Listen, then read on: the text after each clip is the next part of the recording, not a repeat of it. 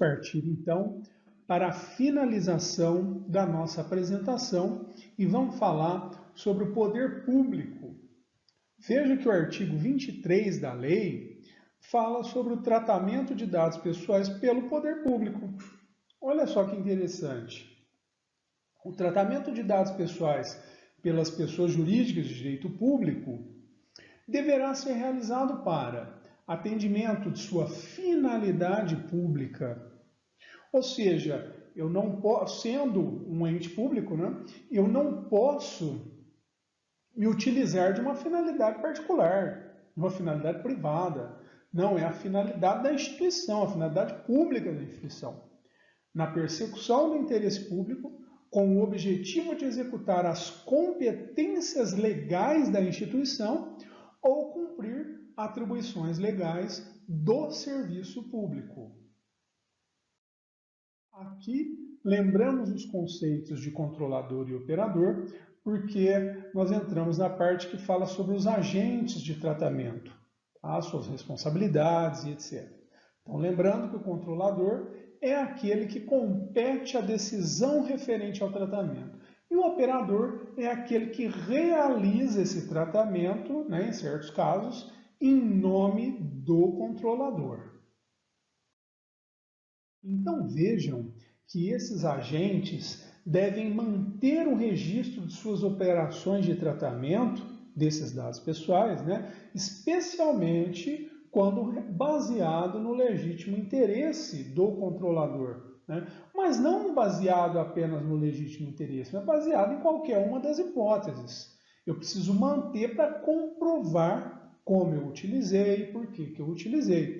Por quê? Porque é uma obrigação legal chamada prestação de contas, accountability. Esses agentes de proteção, seja controlador ou operador, podem ser responsáveis solidários em caso de não cumprimento dessa prestação de contas. O que quer dizer responsabilidade solidária? Ou um ou outro deve se responsabilizar pelo tratamento, ou pela forma que foi dado esse tratamento. E o operador deve realizar o tratamento de acordo com as instruções que o controlador o fornece. Tá? Ele vai verificar a observância dessas instruções e também, é claro, das normas gerais sobre a matéria. Mais uma vez, o controlador também responde solidariamente no caso de um incidente de segurança que o operador dele causou. Então veja como é importante para as empresas que o controlador saiba escolher os seus operadores, porque ele pode responder, na verdade ele responde solidariamente caso o operador deixe vazar dados ou deixe realizar algum incidente de segurança. Então é muito interessante que o controlador, a empresa, possa se precaver por meio de acordo de processamento de dados, por meio de contratos que prevejam cláusulas fortes de LGPD. Mais uma vez aqui, falamos do relatório de impacto à proteção de dados pessoais, que o controlador pode ser compelido por quem? Pela ANPD, a elaborar esse relatório, inclusive dos dados sensíveis, referente às suas operações de tratamento de dados nos termos de regulamento, vai haver um regulamento, já está havendo uma regulamentação sobre isso, claro, sempre observados segredo comercial e segredo industrial. No seu artigo 40, a lei fala sobre interoperabilidade. O que é isso? É a capacidade de um sistema se comunicar com o outro, seja ele semelhante ou não ao primeiro. Por que nós estamos falando de interoperabilidade?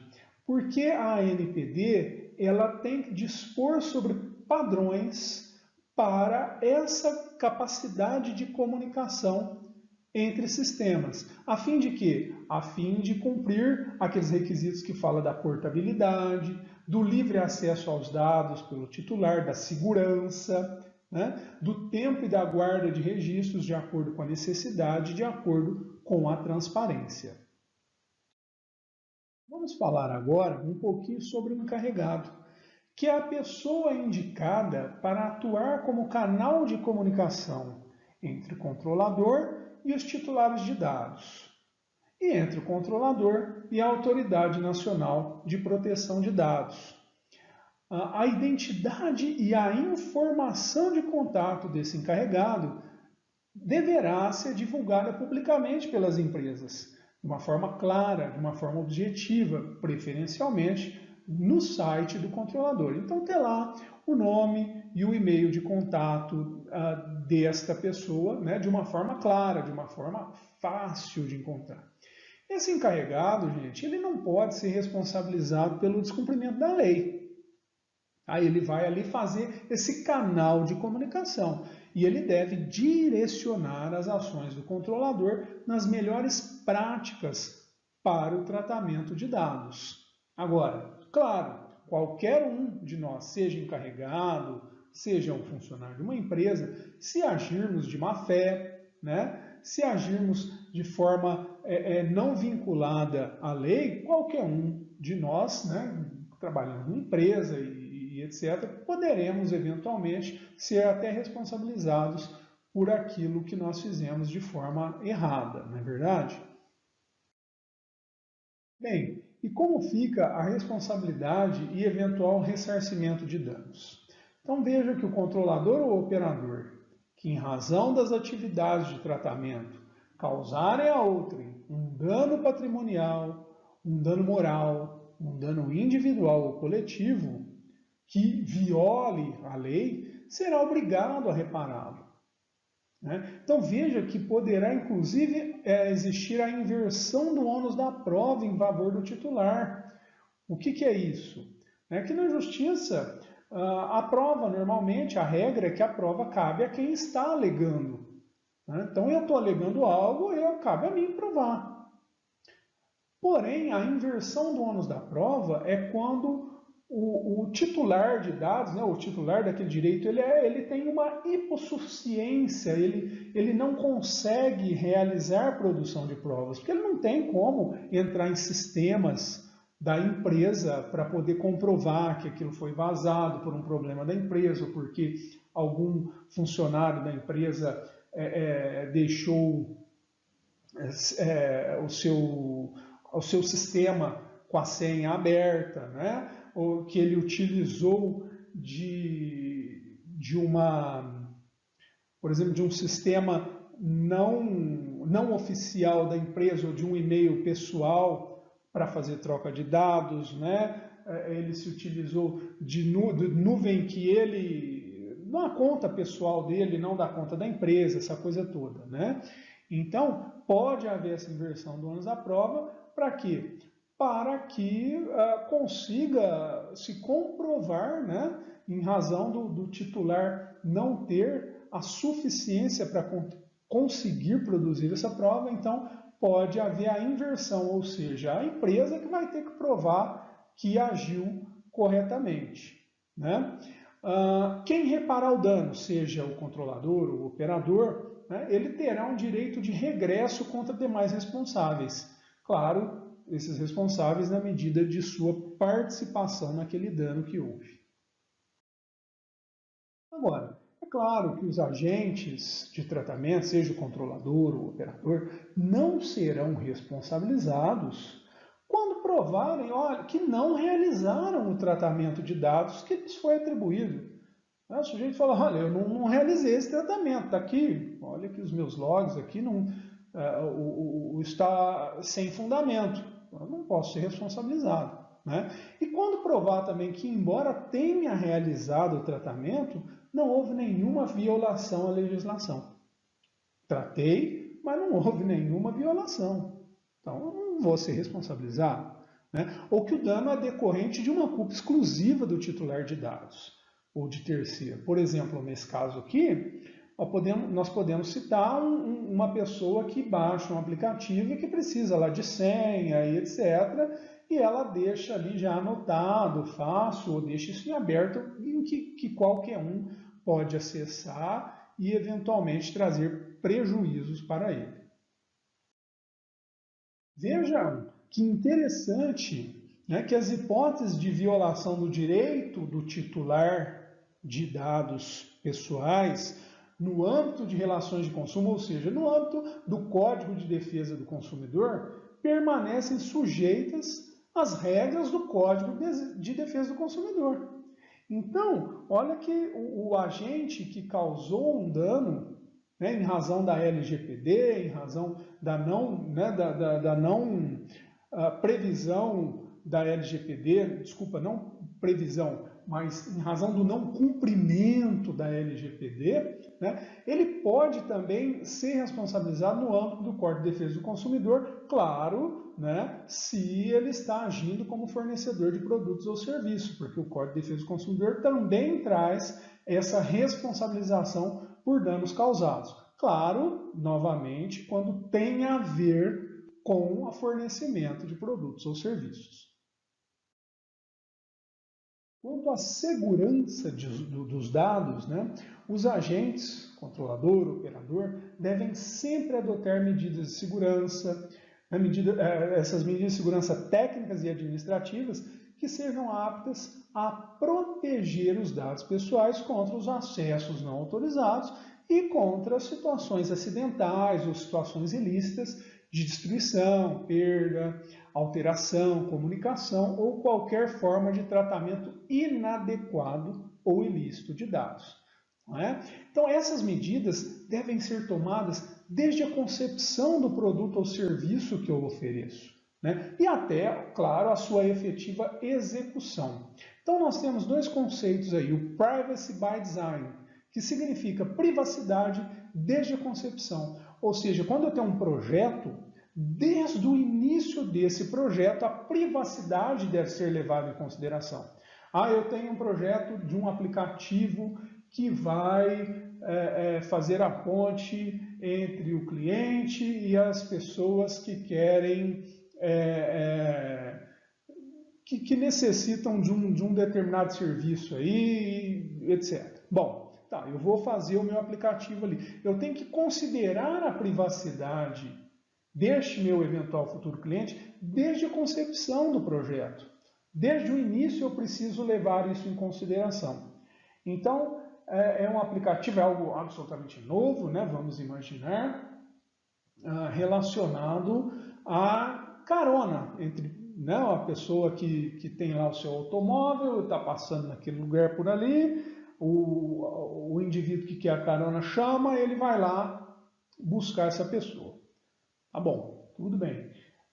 O aplicativo vai pedir dados desses indivíduos.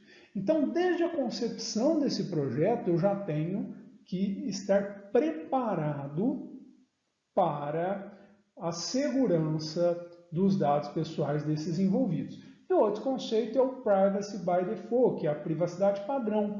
Sempre se utilizar de uma configuração padrão de coleta, que seja mais restritiva possível. O padrão é o mais restritivo possível. Depois, claro, a depender, nesse mesmo aplicativo, como exemplo, né, a depender de outros serviços que eu vou me utilizando, eu posso pedir mais dados. Mas, por padrão, eu preciso ter uma configuração de coleta mais restritiva possível com a finalidade de garantir a proteção desses dados. Então vejamos que mesmo após o término do tratamento, os agentes ou qualquer pessoa que intervenha em uma das fases do tratamento devem garantir a segurança da informação. E caso haja algum incidente de segurança, o controlador deve comunicar à autoridade nacional e individualmente, claro, de uma maneira que não exponha, né? Ele deve comunicar ao titular a ocorrência desse incidente que possa acarretar risco ou dano relevante. Então a gente vê que algumas empresas, a gente vê que eles colocam na internet, houve o vazamento de dados assim assado, né? Solicitamos que os nossos clientes alterem suas senhas, ou alguma coisa nesse sentido. A gente vê isso até na televisão, né? Tem que ter, então, uma comunicação feita em prazo razoável do que aconteceu. contendo, no mínimo, a descrição da natureza dos dados que foram afetados, as informações sobre os titulares, a indicação de medidas técnicas e de segurança utilizadas para proteger esses dados que foram vazados. Essa comunicação ser feita num prazo razoável, contendo esses riscos relacionados ao incidente, motivo da demora, no caso dessa comunicação não ter sido imediata, as medidas que foram ou serão adotadas para reverter ou mitigar os efeitos do eventual prejuízo. Não é?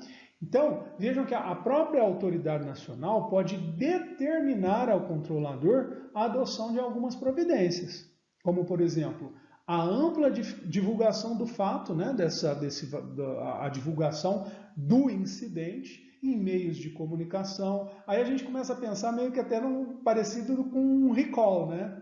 As medidas para reverter ou mitigar os efeitos do incidente.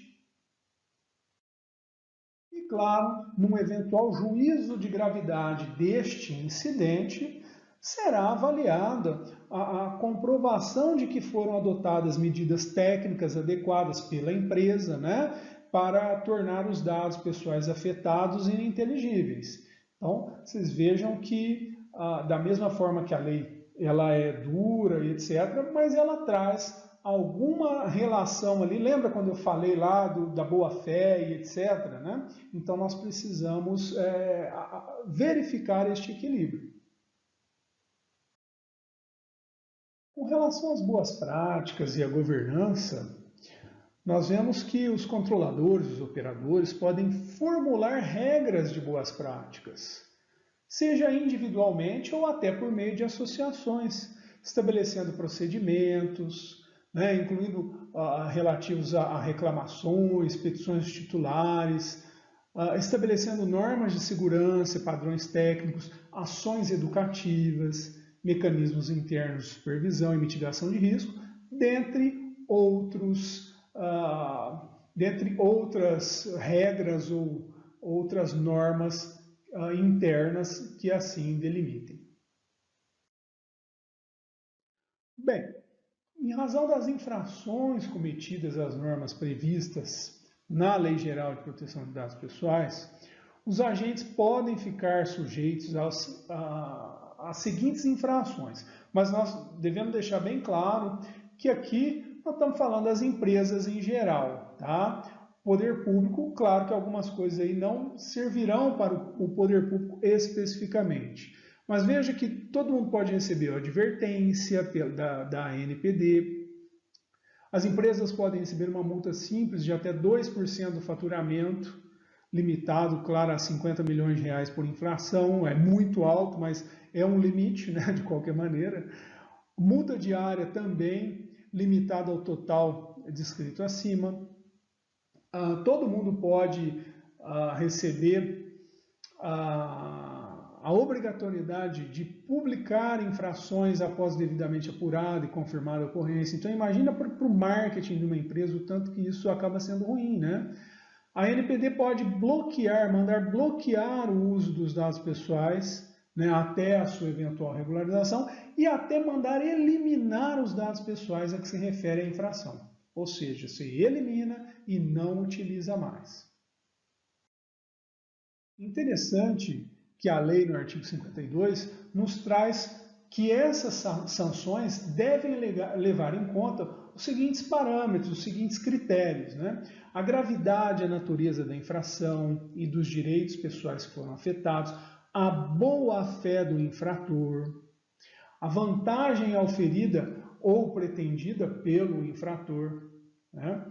A condição econômica dele, a reincidência, o grau do dano, a cooperação dele para resolver o problema, a adoção reiterada e demonstrada de mecanismos e procedimentos internos capazes de minimizar esse dano, a adoção de política de boas práticas e governança, a pronta adoção de medidas corretivas, a proporcionalidade entre a gravidade da falta e a intensidade da sanção. Com relação à ANPD, a Autoridade Nacional de Proteção de Dados, né, ela é um órgão vinculado à Presidência da República e a competência dela se refere a zelar pela proteção de dados, pela observância de segredos comercial e industrial. Ela tem a competência de elaborar diretrizes para a Política Nacional de Proteção de Dados Pessoais e de Privacidade. Ela é quem fiscaliza e aplica as sanções que nós falamos. Ela promove na população o conhecimento das normas e as políticas públicas referentes à proteção dos dados pessoais, além de editar normas, orientações, procedimentos e outras competências que estão inseridas no artigo 55J da LGPD. E encaminhando agora para a finalização, lembrando que a LGPD entrou em vigor em 18 de setembro de 2020, né? E é claro, as instituições, as empresas precisam se adaptar no cumprimento das adequações que se referem à lei. Então, mais uma vez, eu quero convidá-los a entrar lá na página do Compliance, né? Procure lá embaixo o material de apoio, e tem lá material específico da LGPD, material oficial nosso, né, do Centro Paula Souza, e não deixem de ver também as questões sobre compliance em geral. Está muito bacana, bem instrutivo, bem interessante para vocês. Eu vou me despedindo, deixo um grande abraço a todos e estamos à disposição. Até mais, gente!